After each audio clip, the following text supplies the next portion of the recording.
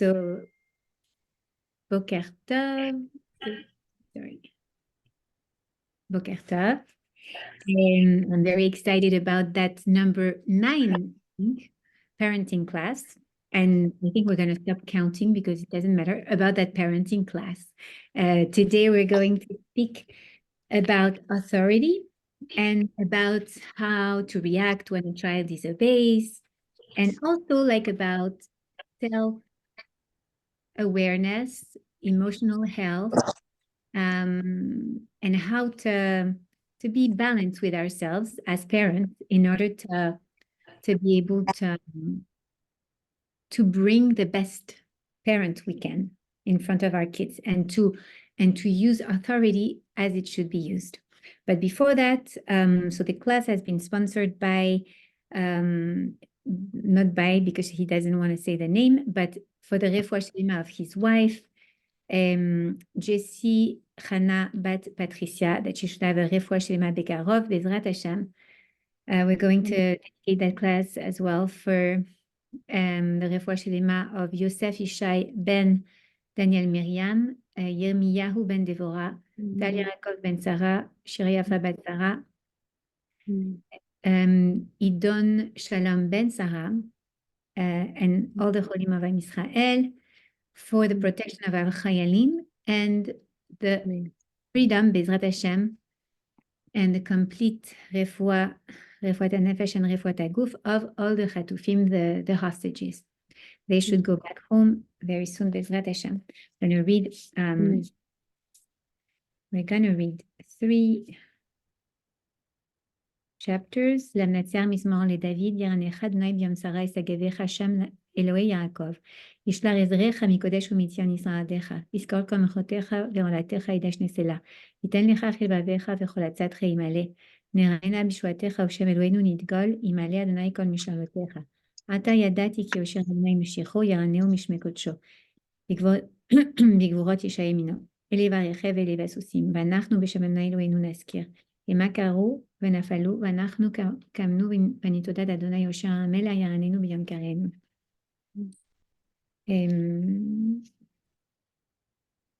Which one next? Now, Kuf Chaf Aleph 121. You want to read? Anybody wants to read? My Hebrew is not, it might take a while, so I don't know if you want me to. שיר למעלות אשא עיני אל ההרים מאין יבוא עזרי עזרי מעם אדוני עושה שמיים וארץ אל יתן למוט רגליך אל ינום שומריך הנה לא ינום ולא ישן שומר ישראל אדוני שומריך אדוני יצילך על יד ימיניך יומם השמש לא יככה וירח בלילה אדוני ישמורך מכל רע ישמור את נפשך אדוני ישמור צאתך ובואך מעתה ועד עולם. And קוף למד 130 שיר המעלות ממעמקים קראתיך אדוני, אדוני שמעה וקולי, תינה אזנך קשבות לכל תחנוני. עם עוונות תשמריה, אדוני מי יעמוד. כי מיך סליחה למען תברא. קיוויתי אדוני קיווית נפשי ולדבר אוכלתי. נפשי לאדוני משומרים לבוקר, יאחל ישראל אל אדוני, כי אם אדוני החסד וירבה עמו פדות, והוא יפתה את ישראל מכל עוונותיו. Okay. Those are the 3 chapters that the Rabbanim recommended to read in this time. So that's why we're reading them before.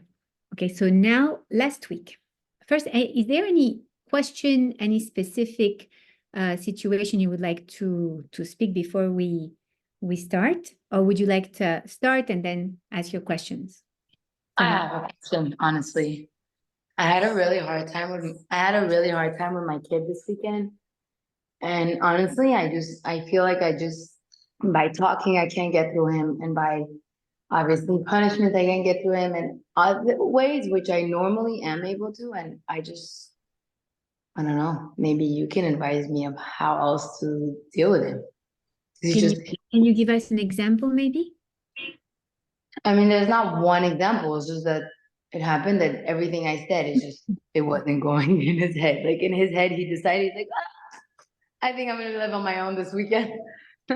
I don't need any authority. I don't need anything. Like, I'm just gonna be me and that's it. But it's like, I can't. It's like, I'm very patient with him. He's my middle child. I don't believe, he's 4 years old. I'll tell you, I believe in middle children syndrome, but I don't believe in it because I find that if you're able to give the proper attention to your child, I may be wrong and please correct me if I am, but I feel like if you give the proper attention separately that they need, I feel like you don't deal with it. And I haven't dealt with it, but as of lately, it's just that it doesn't matter what I say, it doesn't matter how I am patient with him, it doesn't matter if I spend one-on-one time or him with his dad, it doesn't matter.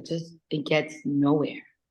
Like I feel like But you mean he disobeys totally? Like he doesn't want to participate to any dinner, any lunch, family no, night? like it has like it's just this past like week and weekend, but like I don't know, he's just I'll tell him something, no, and then he'll yell, and then he'll throw himself, and it's like this every day for the past week. Okay, so there might be several reasons behind that. First, there could have been something at school. It could be like that he wants to tell you something like, yes, I'm not feeling good, something happened and I'm not okay. Could be that. So they're very good. My kids are like, meaning my kids, the two older ones are very good at expressing themselves. And he usually like tells me when something happens and whatever, but I don't know. It's like also at some point, it's like I feel like I may need to back up for a little bit, like maybe not be as strict with him, just to like give him his space and then get back into it. Yeah, but we're going to see that a little bit today. It goes with the theme. The other thing could be that, and I don't know again, because I know that you have rules and that you make them like that, you apply them in your house. But sometimes you remember that we said like kids like Leavdil, totally Leavdil, the three little pigs in that story, that they're going to try to push, actually no, like the wolf in the story, he's going to try to push the walls to see how firm is the parent, right? So it's also at 4 years old, it could also just be that he's trying to evaluate, like, is my mom really like sticking with her strength? Is she strong enough? Not towards him, but towards a protection. Remember that having discipline, having a strong parent, and we're not speaking about strong like in the wrong way, right? Strong parents means consistent parent, right? Yeah. Having a consistent parent is a way to feel secure for a child. So when he's going to try to push your limits, it's also sometimes just to check. Like, and it's not something conscious, like they do it subconsciously, they just need to reassure themselves. And that could actually be linked to something that happened either in school or somewhere else where he felt in a situation that he was not maybe protected by the I think, okay, so there was a situation at school where he was left to sleep on a playground for 30 minutes. alone. It's shocking. Okay. Not alone, with kids playing for 30 minutes. And like I've been going back and forth with the teacher and their early childhood principal, and I try not to put such importance into it that he hears it. But I guess because How did you realize that? How did you know about it? the teacher sent me a picture of him sleeping on the floor. And the only excuse I got from everybody was saying, oh, she doesn't have kids, so she doesn't have any rahmanut to go with it. But I'm sorry, that's kind of annoying. So she felt like it was cute. No, she felt like, okay, like I'm sending her mom a picture, like so she could see what's going on, you know? And then she told me like he wasn't feeling well. So I said, okay, like I was in New York, so I said, do I need to send somebody to pick him up or whatever? No, like whatever. Long story short, it happened. And then I don't know, I feel like some point it kind of changed the dynamic of something. Maybe the first week he didn't react, but maybe a late I don't know. I may be reading too much into it also. He is 4 years old, but so it could be a lot of different things. Right now, what you need to do anyways, in any circumstances,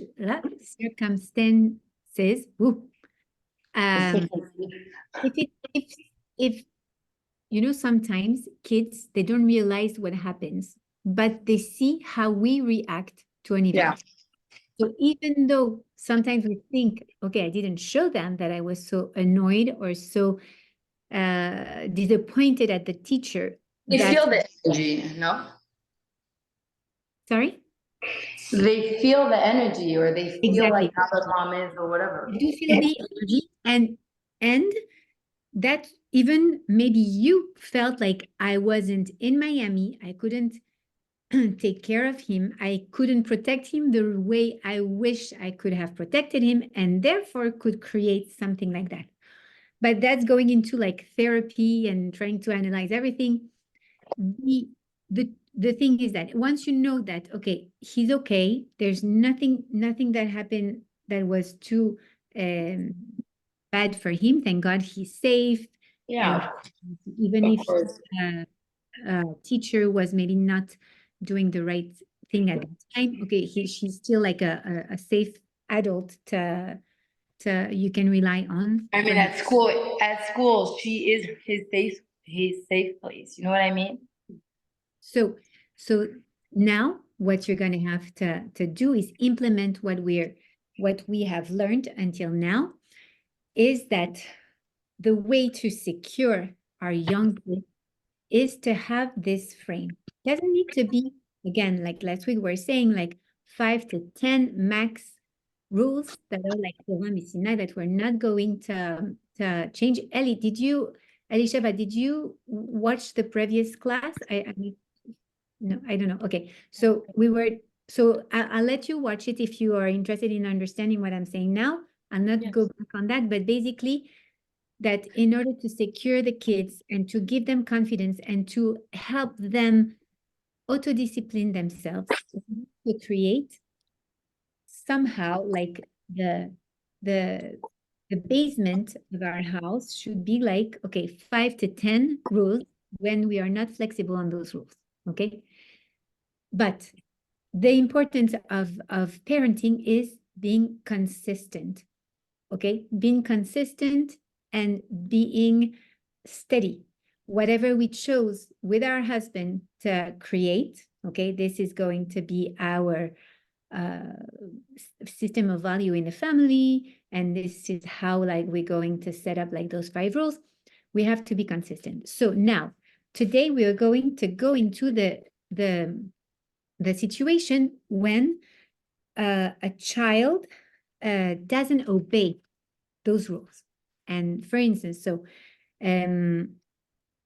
we were saying last week that from the moment a child crawls, right, we should be, or the Rav invites us to start taking one barrier, okay, one rule, and to stick to it. So for instance, we said last week, a child who crawls and who's interested by a plug on the wall and wants to touch it, we will go next to him and we will say, no, mommy doesn't want you to touch that plug. And you take him out and he's going to come back and it's okay, it's normal. No. We are teaching them. So they are learning, and it's a learning process. So it takes time and repetition. And we always have to remember, so we start with that, but at a very young age, the Rav tells us it's very important that the child learns that mommy says no to certain things, which is really very different from some methods that we read from the secular world, that sometimes, like some methods say, never say no to a child. So according to the Torah, we should say no to a child. Don't do this. Mommy doesn't want you to do this. It's not good for you to do this, okay?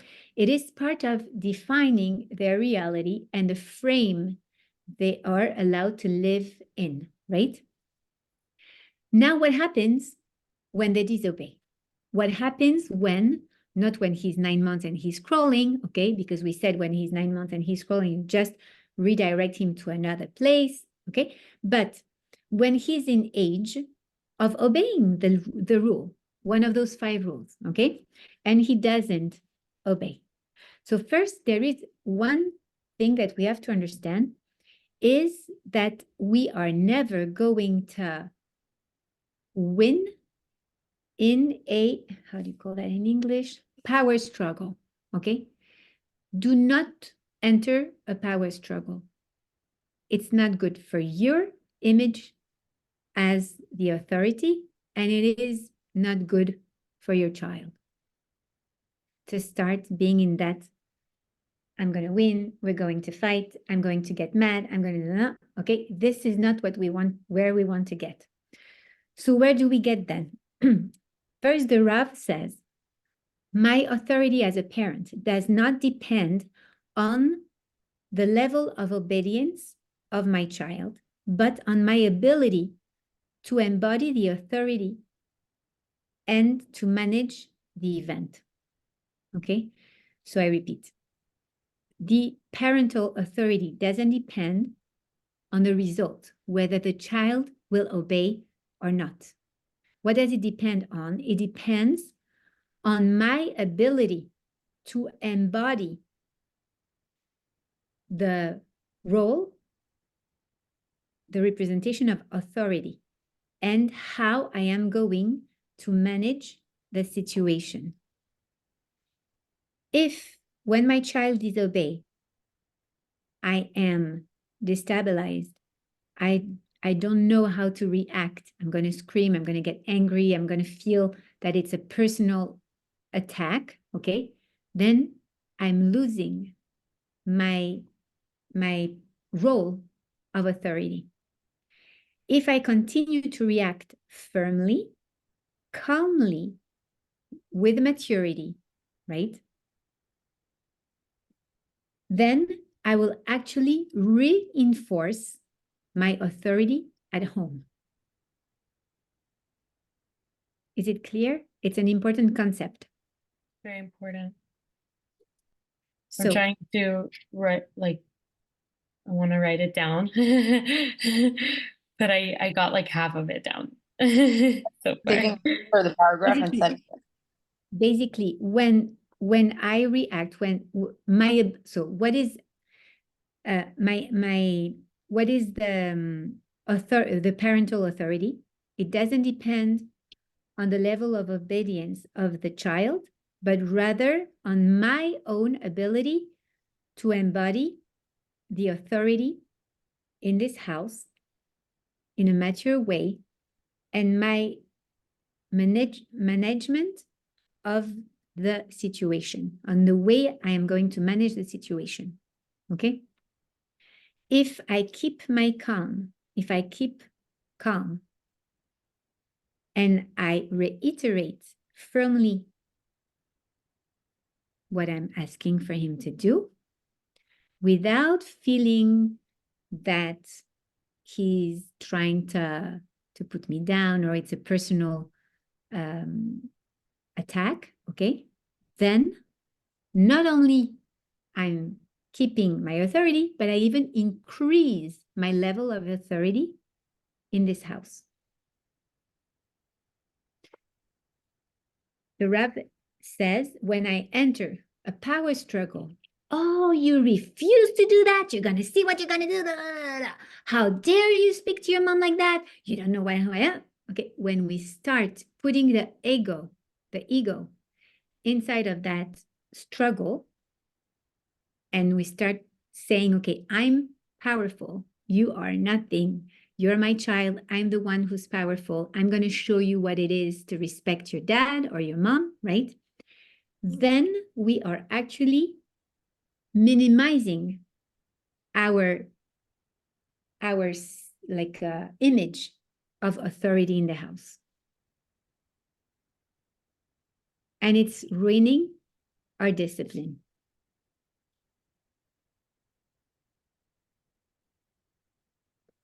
So basically, if we think about it, in order to have, so basically, if we think about it, the level of discipline doesn't depend on the level of obedience of the child, but on my personal ability to respond and to contain myself, right? To be able to master my personal emotions and be able to be there present, to let it go, like not to retain that as a personal attack, not to think that I'm threatened or jeopardized by the way he disobeyed, but by just thinking, okay, you know what? This child, what is he doing? He's just learning. He's just learning. He's just trying. to understand how it works. So he's trying to break the rules and sees what's happening. If I am steady, consistent, calm, I'm actually showing him that even in those moments, I don't lose it. And if I am the role model for my child and I don't lose it, then I'm going to encourage him not to lose it also. You know, we know that the example, parenting by the example has a lot of influence, much more than what we're going to say. They're going to mimic and emulate what we do more than what we say. Okay, so trying to keep calm, distance, maturity, and being coherent. Okay, it's very interesting because it means that my authority is in my hands. It's not in his hands. It's not because he's disobeying that I don't have authority. I still keep my authority if he disobeys. I can keep my authority if he disobeys. Okay? Can I ask you a stupid question? There's no stupid question, my love. Okay, so I have very different, like, my two kids are very different. Like, one is 4.5, one is 2, okay? Or 2.5. So I'm trying to, like, be more strict now with the 2.5 because he's something. And he has like this way of responding to things where I try so hard to keep my serious, but he will find a way to like ignore what you're saying and just make you laugh. Like for example, Shabbat, we're eating at the table Friday night, and he's like starts throwing some of his food on the floor. And I'm like, Ariel, if you do this one more time, I have to take your plate away and you're going to be hungry tonight. And he looks at me and he starts singing Am Yisrael Chai. Like, just like completely bluntly ignores me and starts like being funny. I can't not laugh. Like, you know what I mean? Like, your first reaction is just like, you have to crack up. So, you know, I understand what you mean, but some ways, like some kids will play with your nerves and some of the kids will play with their cuteness, right? That's the problem. So my daughter plays with my nerves. She knows how to press the button and I'm going to explode right away. He will make me laugh and like whatever, like I can't go back to being serious after because I lost my credibility in front of him. I understand. Hold on just 1 second, sorry. Grazie. Grazie. Grazie.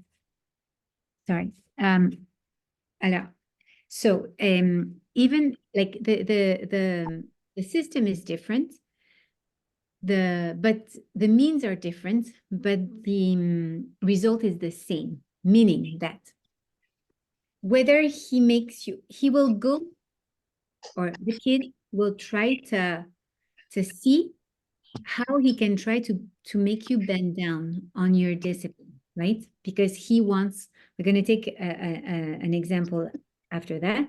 But okay, so your child, what's his name? Ariel. Ariel, okay, sorry. So Ariel decides that he wants to throw food on the floor.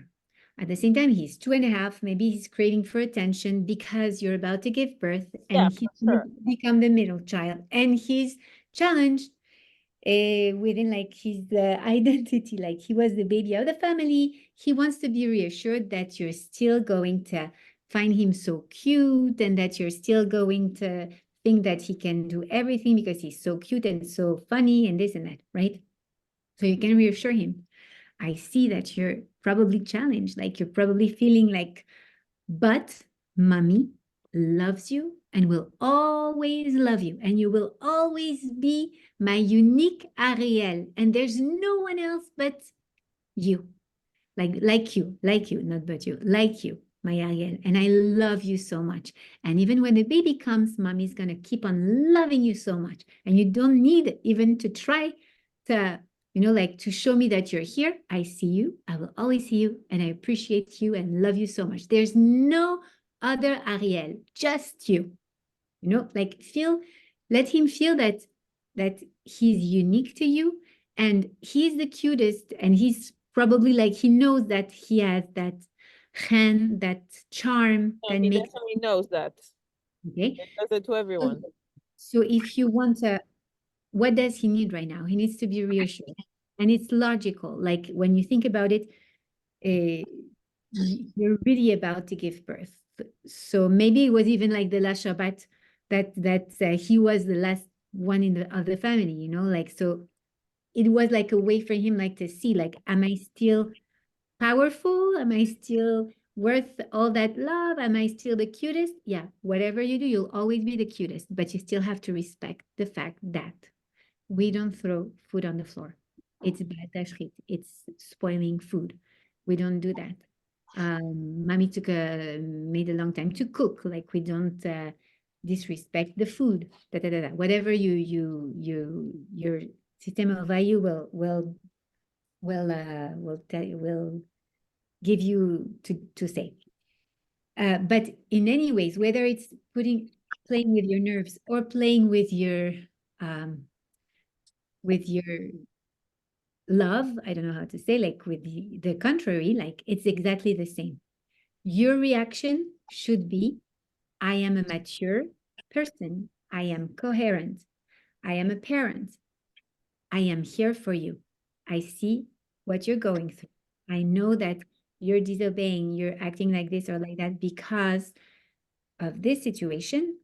You don't even need to speak about that situation if there are other people in front, because we don't want to make him feel bad, but you could take him on the side. You can take him out of the table and say, Ariel, my love, come, I want to speak with you. And tell him, you know how much I love you? And you reassure him, but you're not allowed to. And then you're consistent, but you're not allowed to throw food on the floor. So maybe also, if you're going to choose, and that's one thing, when we choose consequences, try to find a consequence that is not too drastic, because punishing your kid to eat on Shabbat or any night of the week, today, it's a little difficult. So maybe you can find something else, you know, like, but that's your choice. Like, you choose whichever consequence you're okay to stick with, but stick with it. And also, like, the thing is that you don't even have to have consequence in this case. Like, it's just, you have to realize we don't throw, in this family, we don't throw things on the floor. You have to stop, my love. And if you feel there's a lot of people around, you take him out of the table and you speak to him. You go to his level, like you go lower. Yeah. My love, you know how much I love you. There's no other Ariel. You're the unique Ariel. I love you so much. There's no one like you. I love you so much. And you'll always be my little Ariel that I love so much, okay? To reassure him. But you have to stick. Whether they use the anger or the fun, it's the same way of trying to get out of it. Exactly, right? So therefore, it's very interesting because he says the key to authority is actually getting in sync with our emotional health, I want to say. Yeah, emotional health. Being aware, and I know that we did that, Sarah and Alex, in the past. We did we did, like, yeah, you remember we did an EFT class together? That was the first class. You think it was the first class, It really? was the first class. I remember like it was yesterday. I don't know if we just recorded it or not. If We not, I will. We did? I don't think we recorded it because I don't think we got into the whole shul part. We did the first page and then we ended up asking a few questions and it was just us two with somebody else. So we ended up Yeah, doing that was Daniel. Maybe I'm going to check. If I recorded it, I will send it to Elisheva and Micha so you can have an idea about that. But we will go through that in the future anyways. It's part of the program. But it's very important to self-evaluate, to take some time, whether it's in the morning, whether it's in the evening, but to make time to connect with yourself and evaluate on a scale from 1 to 10. How well do I feel? Am I stressed? On a scale from 1 to 10, how stressed do I feel? How nervous do I feel? How good do I feel? How relaxed? How calm?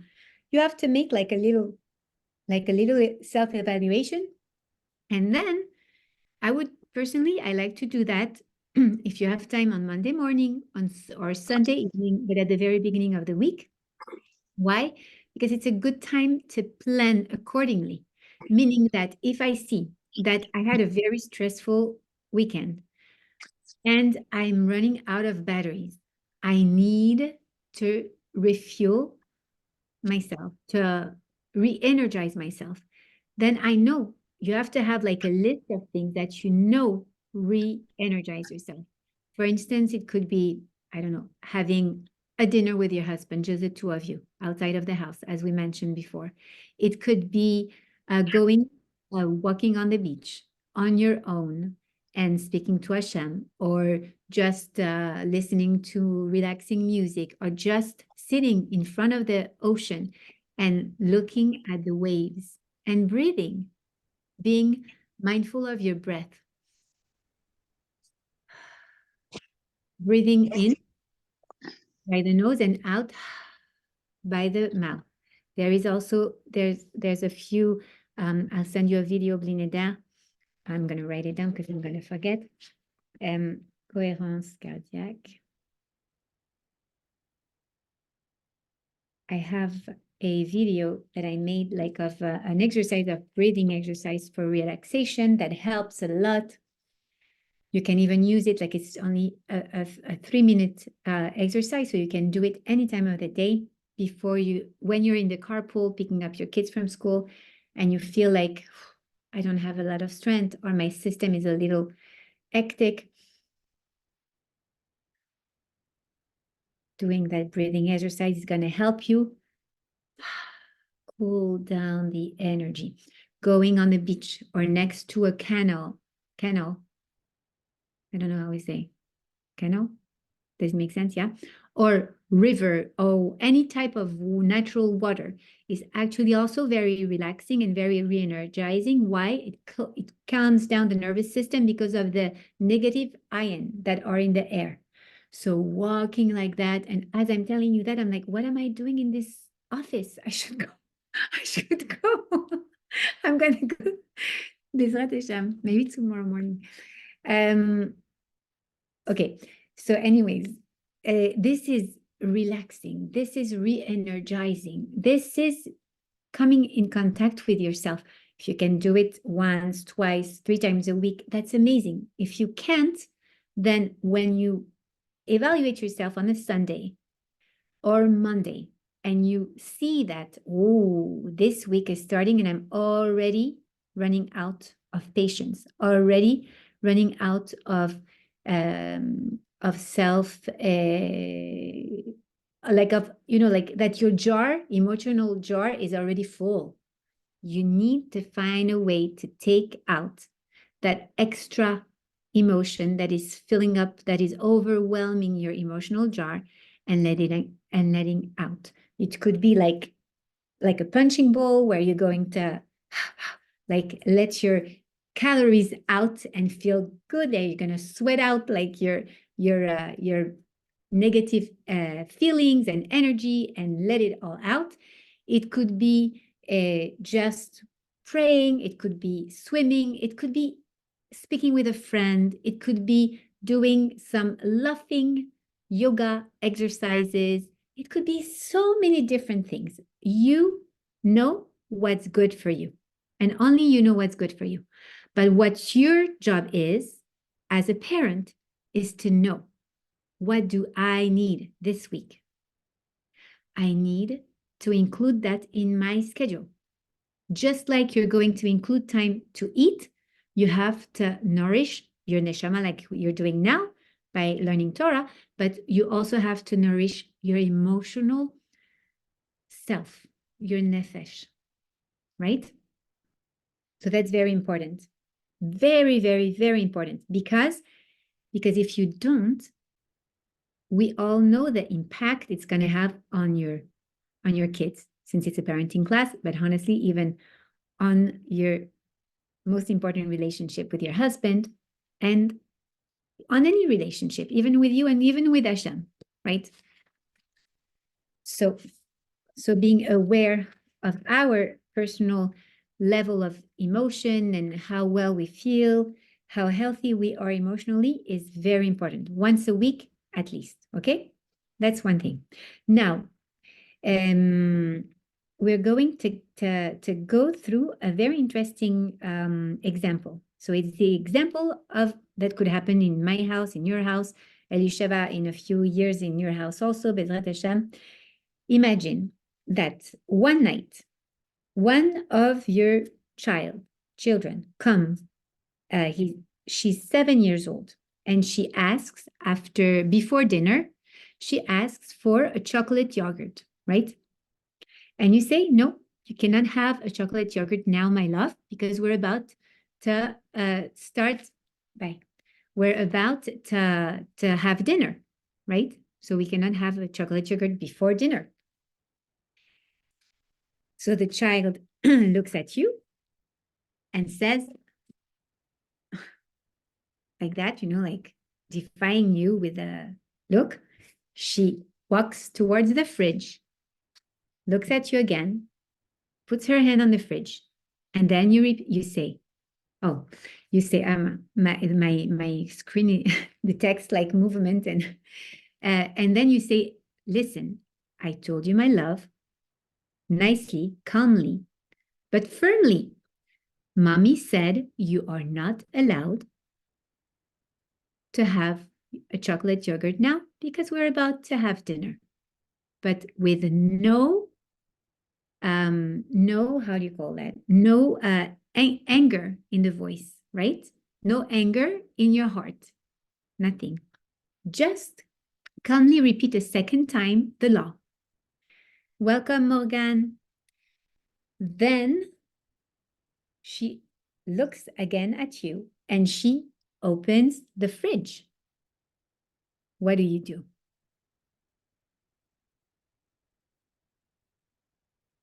Michal, what do you do?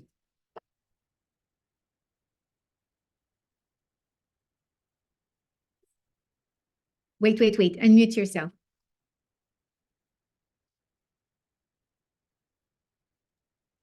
Yes, sorry. It happens many times.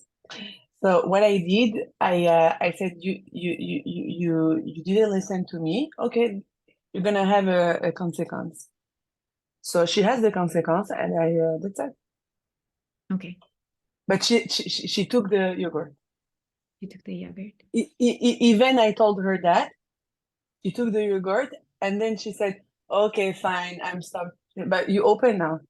You didn't listen to me, so you stop now. You're gonna have your consequence, and that's it. But it's sad to arriving in this level. Okay, so I'm gonna give you the end of the story because it's very interesting. So he says, the girl goes in, and even though the mother told her very firmly, but nicely, that for a second time she's not allowed to, now she's going to take the yogurt. At that point, the Rav says, at that point, you know that she's going to disobey. You have to reiterate the direction. So for instance, here, you have to put a little bit more anger in the voice, but not in the heart. We learned that from Mesilat Yesharim, that anger should be on the face, but never in the heart, right? So you have to keep calm inside.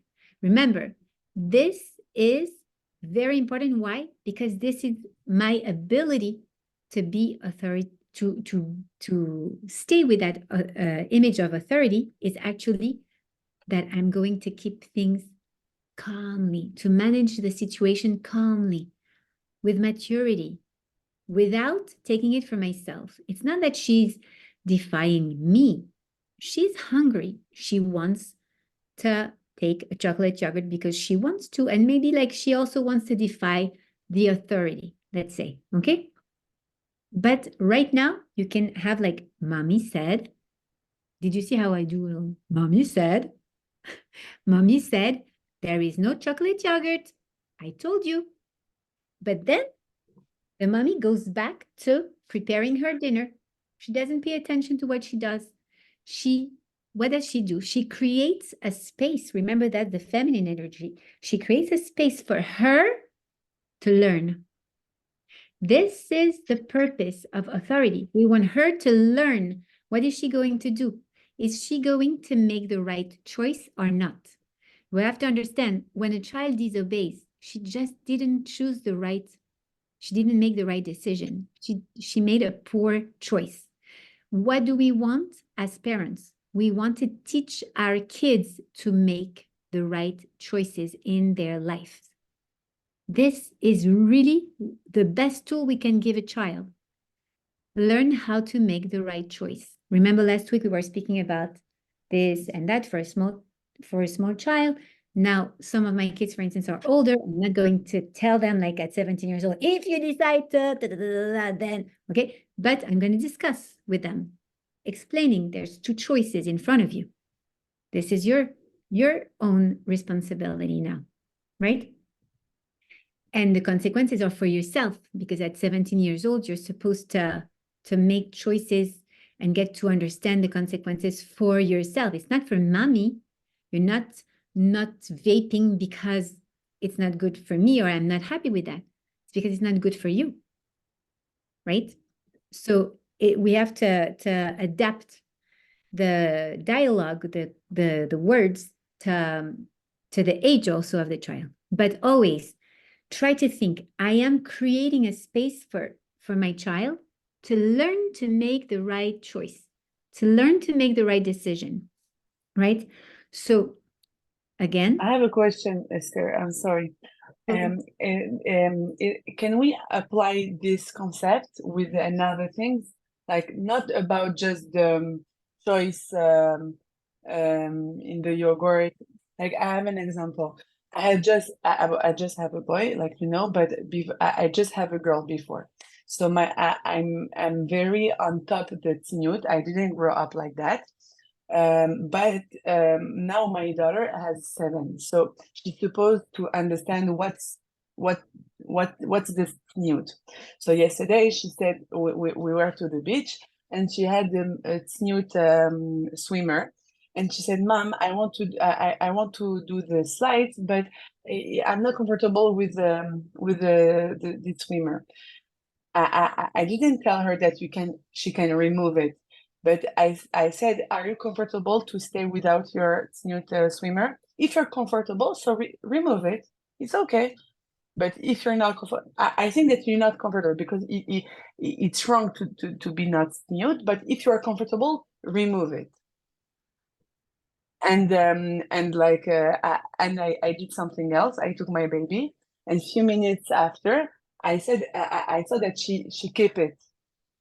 So I said, you did exactly that. You gave her the ability to make the choice for herself. She said I took a risk.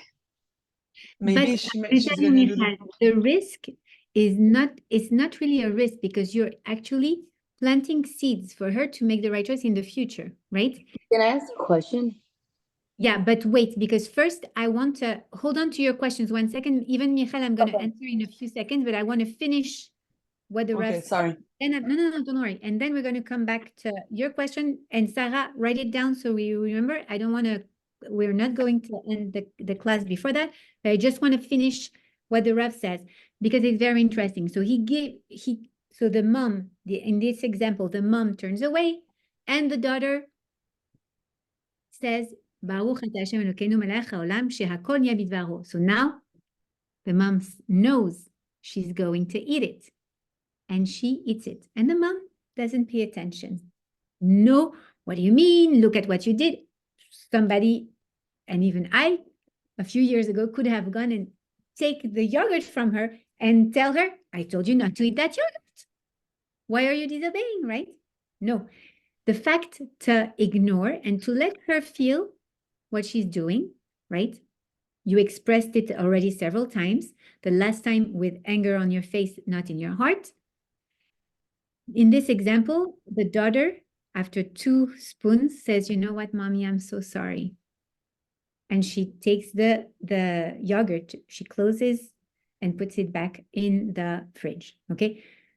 Why did I want to finish? Because I want to go through that so we can close down this chapter. And there is something very, very important. Our position as a parent doesn't depend on how the kid is responding, right? And our position as a parent, as a symbol of authority, has been given to us by Akadosh Baruch Hu himself. He made us the parent of our kids. And remember that we are somehow the representative of Hashem for a young child.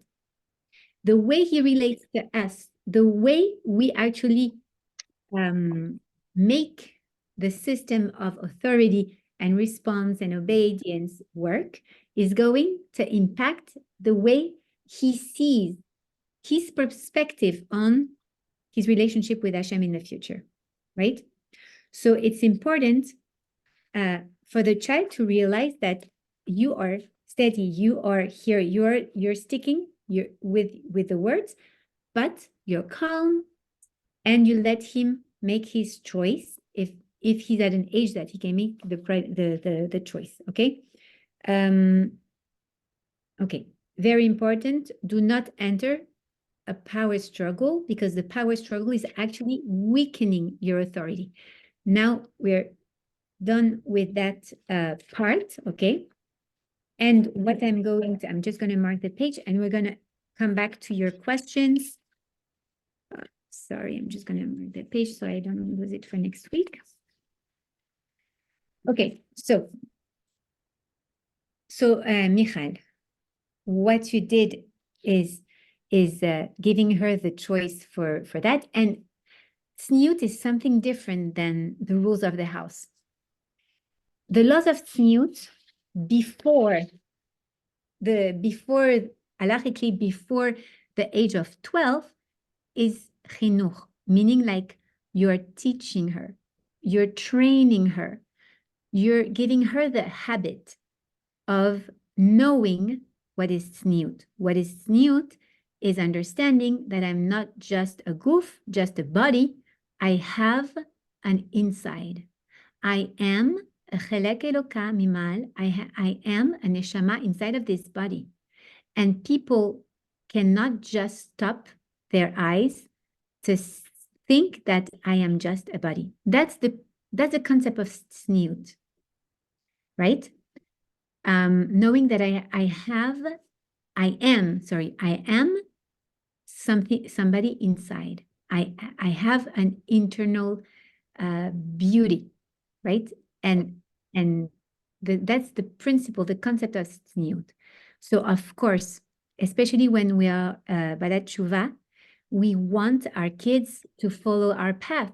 We went through a different path and we decided to switch and we adopted the tzniut. So we feel like it's normal. But if you go to other places, like if you go to other families that are frummer, and also it depends on where you're taking them. Like for instance, like if you take them to the beach and they see a lot of little girls with bikinis, they will think, well, they will compare themselves just like we do, right? Oh, they are in a bikini. Why am I wearing those long sleeves? And it's true that sometimes like wearing long sleeve when everybody else around is in a very small bikini, it can be weird. You know, why am I dressed up like that? Or why are they naked? I have some of my kids who once told the woman in the street, you forgot to put on your the bottom of your clothing, but she was wearing like a short, very, very short, and my boy was very little and he thought she forgot to dress up. She only dressed up the top and not the bottom. So they will compare. It's natural to compare. And some kids will go more easily, let's say, with snoot or putting tzitzit or having a neat haircut or a kippah on their head. It depends. For some kids, it's more difficult. For some kids, it's not. But this is how we are. We are Jews. We dress up. We dress up accordingly to royalty. But you have to let her do that choice at 7 years old is not really risky somehow, because she's only 7. She's experiencing, the difference. So of course you have to give her you have to give her the will, especially where we live in Miami. We don't live in Bnei Brak. We don't live in Lakewood. We live in Miami, where most of the people in the streets are not snoot. So we have to let them understand how beautiful it is to be dressed the Bat Melech as a princess of Hashem, okay? In her snoot bathing suit, right? And if she's not comfortable like that, because some kids have sensory diet and they can't feel something too tight, or if that's the case, then you also have some private pools that are exclusively for girls, and she can wear a bikini if she wants, That's another option. Did I answer your? Yeah, sure. No, I know she's very young. She's only 7, but with my experience, all my friends coming from a Frum family with this starting the not the new that all my friends said they wear pants, and even their mom are snoot, and they said no, before the bat mitzvah you can be not snoot. And at 12, it's too hard to ask to teenager to be snoot. That's why I mentioned before 12, you have to, after the daughter is 3, right? Or after a boy is 3, he wears the kippah and tzitzit, because it's the time of chinuch. We are teaching them, right? We're getting them used to being dressed like that. So it's a chinuch stage, but it doesn't mean it's less important. It's just like a chinuch stage. And the truth is, it lasts even until 20 years old. After 12 years old, the person, the girl, or 13 years old, the boy, he's responsible, right? He should respect the mitzvot. But in a certain way, he's not totally responsible yet until he's 20 years old. So especially our generation, that we are not so mature at 13 years old or 12 years old as our great-great-great-grandparents were, okay? So it's good to understand this is actually a training period. Of course, they should be supposed to dress snoot, but it's not because they are responsible for that yet. It's because this is, as you said, you cannot tell a girl dress up with a pant at 11, and at 12 you have to switch, right? It's complicated. So that's I want to I want to show that it's natural. She's not gonna to think if it's kosher, if to eat not kosher. It's natural to eat kosher. So I want to give her this natural to be snoot. It's natural. Exactly. Yeah, it's not that it's natural. It's this is the dress that we use, and this is the clothing that we wear, and it is the way we chose to live, and Hashem gave us those rules. I'm going to give you an example. Recently, I was speaking with someone who told me she struggles with Shabbat. She comes from a Frum family. And she said I want to get married, but it's very complicated for me because I don't think I can marry someone who is not Shomer Shabbat. And at the same time, I hate Shabbat. I'm like, what? How can you have like two different things? Like, she says, I come from a family that is frum, but my mom, every Friday, she would say, oh my God, oh, I'm so tired. She was schlepping into Shabbat again, like your father invited so many people. I have to give so much of myself. I'm so tired. I have to cook and this and that. She made it such a burden that her daughter hates Shabbat. She Wow. knows she wants to continue the tradition of not the tradition, like the Mesorah, and it's not even the Mesorah. It's the rule. She wants to keep Shabbat, but inside she doesn't connect, Like it. doesn't like Right. it, right? She told me I hate Shabbat. And I'm like, wow, how? I can talk from experience. I have a hard time with Shabbat, but I have a hard time with Shabbat because of me internally. I have a hard time staying put, but meaning I have the tables, I have the guests, I have the food, I have the les chants, like les chants, like the singing and everything in my house. But Friday night, Saturday afternoon. But for me, it's like when Friday comes, I don't show it, but my husband knows, but I don't show it. But when Friday comes, it's like, okay, it's like 26 hours of having to just be in the way that your family wants it, and you have to just follow it. That's how I feel. I also never grew up I'd love keeping to speak with you about that. That's an important point, Sarah. but I We'll- think it's we'll me that speak I have a hard privately. time staying put in the household. That's what it is. I understand. But so that's one thing. We were speaking about parenting by the example, model parenting. You know what? Our kids, as you said, I don't know who said that at one point, they feel. You don't need to verbalize it. They feel. Yeah. So if you want your daughter to dress nude and you teach her from early age to dress nude or to keep Shabbat if you enjoy it, she will. If But doesn't you, our kids take an example from us, from how we are every day?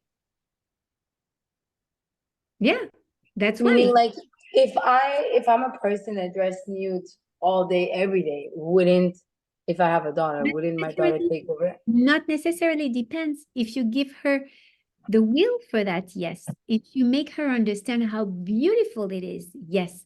If you think that it is beautiful, if you think that it is, if you look at yourself in the mirror and say, oh, I look like a potato bag. Oh, how Not a is potato daughter bag. will react in front of her mirror? She will emulate what she saw.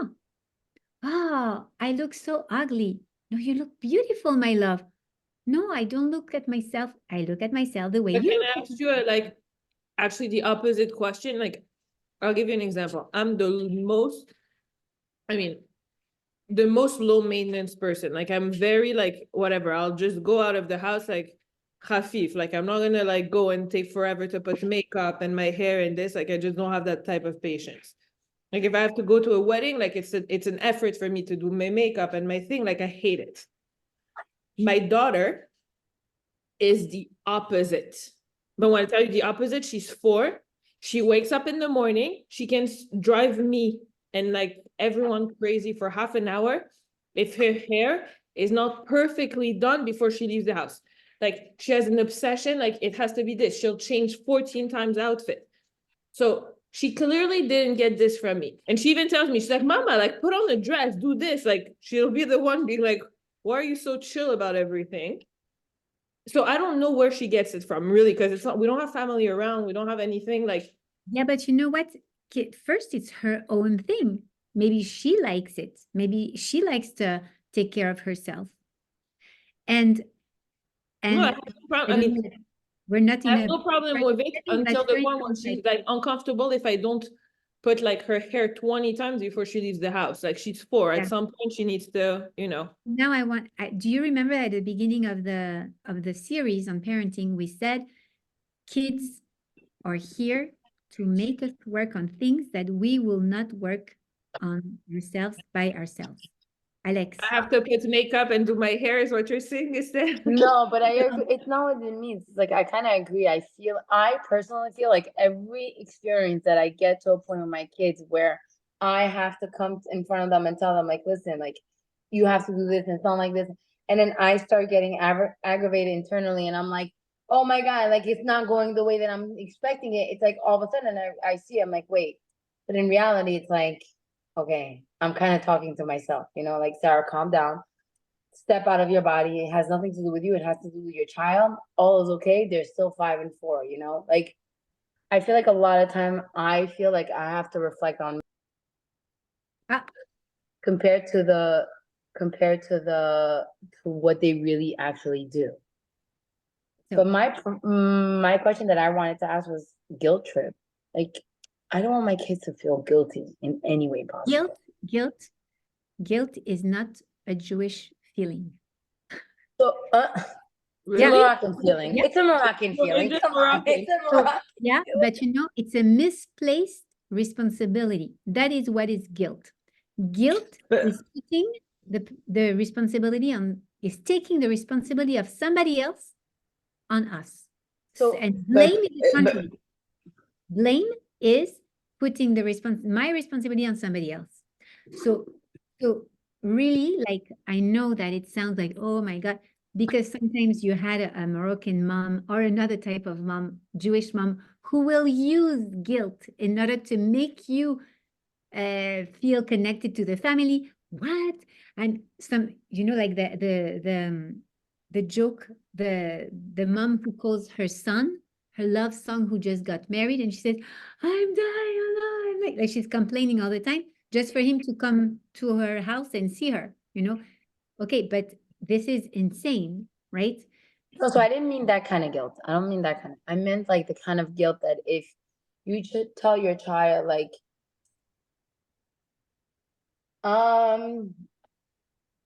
if you try to educate your child into something and then they end up doing it, or like they ended up going against you or whatever, and then like a parent says something and then all of a sudden the kid looks at himself and like he's about to say something, but then he holds himself back and it's like, okay. And then all of a sudden it's like, I feel like he feels guilty that he didn't listen, you know? But it's not that I'm trying to make him feel good. And right away I tell him, I'm like, Nathanael, you do not have to feel guilty for this. It's not your responsibility to put an emotion towards what's happening. It's simply mommy trying to explain to you that you shouldn't be doing this, because in reality, I'm older, I have more experience, but you know, like I tell him, I'm like, I just don't want you to go into a situation where you feel like you can't get out, you know? And like, I never want him to feel any like, my mom is mad or my mom is sad, you know, like it's a guilt. It's like, I grew up with that guilt Yeah, okay, but 24/7. now So I'm because- so scared that my kids will get it. Yeah. So now you're placing your own fears and your own suffering on them, but they will not necessarily feel that. Meaning that if you act in a way that is healthy, he will not necessarily feel guilty. Why? Maybe he's just going to think, oh, I disobeyed my mom, I should not have. But that's it. And then it's not guilt, it's just understanding something important also. And plus, we cannot really keep away someone or a child or anyone to feel. There are emotions in a situation. But you can, depending on the situation, like you can tell him like, you didn't respect the rule. Like if you don't overmake it, he's not going to overtake it. Overdo it. You know what I mean? Got it. For instance, if you say, like, I have to apply the consequences of that rule that we said, like if, like, I don't, like, as we said, like, it's always better to use motivational rewards than punishments, right? So you promised, so whoever, the rule is that whoever has 5 stars, every time he does something, he gets a star, right, on the chart. Whoever fills up the 5 stars every day will get, I don't know, like a lollipop on Shabbat, right? So that's what's the name? This is actually working very well. I started the chart 2 weeks ago. It's like has listen, it's not perfect. I still want to kill my kids sometimes, but like, it's been a real like help. You're in motivating 9 months, so it's okay if you want to kill someone. And No, but and- like they've been behaving like a lot better. Not behaving, but like when they act up, not that it's like a threat, but it's like, don't forget, if you're like, we made like a list of like 4 things for each kid. Like, don't forget, if you bite your sister, you're not getting a star, which means you're not getting your gift. Okay. Then they're like, stop. great. That's you're just implementing, you're just putting the bricks towards your edifice, like your building, you know, like so you're just reminding them. And in a few weeks you won't have to remind them because they will remember. Right now it's new. Sometimes it takes a few weeks. It's not sometimes, it takes a few weeks to bring in, to adopt new habits. So it's normal. It's 1:15, guys. I'm so sorry. 1:17. I have to finish that class, but please share with me for next week if you have other questions. We can address them. But and again, one of the most important thing, being consistent, being calm, and for the mom to work on her own emotions, because that's something, be aware of your own emotions, because that's something that is going to help regulate our reactions. And that's a big thing. Okay. So I wish you a beautiful day, Bezrat Hashem. And for those who I see tomorrow for the Tehillim at 9:30 a.m. in Biscayne Point or on Zoom, I'll be very happy to see you. And then we have Wednesday, Taharat HaMishpacha by Michal, then Purim, Megillat Esther online, and Spanish class on Sha'ar HaBitachon. Very interesting and challenging. I hope you have a beautiful, beautiful week. Thank you. Thank you. Thank you.